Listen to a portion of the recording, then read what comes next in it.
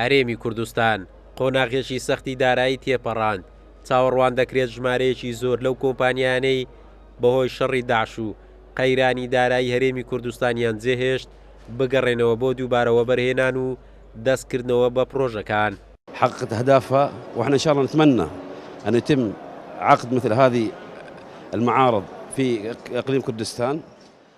توانیمان لە ڕێگای ئەوانەوە چەند لەگەڵ کۆمپانیەکە بەشداری بکەن هەماهەنگی بکەن گربەستی مۆرکەین و ئێمە بەڕاستی ئەومان دیدەمان ئەوها ڕوونتر نەبوو لە هەرێمی کوردستان کە بتوانین بەو شێوەیە بۆ پێشوازی لە کۆمپانیەکان بکرێت کۆمپانیەکانی سعودی و ئەوانیش پێشوازی لە ئێمە بکەن ئێمەش پێشوازی لەوان بکەن توانیمان چەند گرێبەستێکی باش جێبەجێ بکەن و لە 2 هەفتەی داهاتوودا ئەنجامەکان زۆر بە جوانی بەدیار دەکەوی.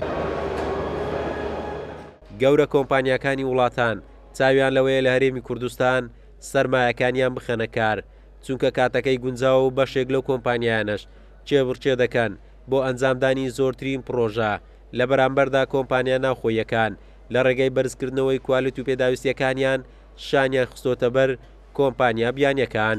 ئێمە وەکو بەشێک لە مەعمەل ڕاستەخۆڵاتنە هەولێرێ بەرەبەرەی ئەو کۆمپانیای هەموو یۆنانینە زیاتر ئەمان تاکیزمان کردێ لەسەر 2 تشت لە هەولێرێ لەوال بەعام کوردستان ئەمە زیاتر لەگەڵ شەریکات تعامل دەکەن لەدا و 2 تشت جیاوازی ئێمە لەگەڵ هەر شەریکێکی تر ئەوەیە کە ئێمە کوالتیکی زۆر باشمان هەیە لەگەڵ ئەوە کە سارێکی باشترە لە گۆرەی کوالتیکی هەیتمانە سارێکی زۆر باشمان هەیە. بەخۆی یەکەم کار کە تەئسیر لێ بکرێتن لە قەیرانی دارایی هەندەسەیە، بەڵام کە قەیرانی دارایی نەما یەکەم کاریش کە سەریع دەجوڵێ یەکەم کاریش کە پێش دەکرێت هەر ئەندازیاریە. خەڵک هەڵدەستێ بە بیناکردن، هەڵدەستێ بە جوانکردنی شار.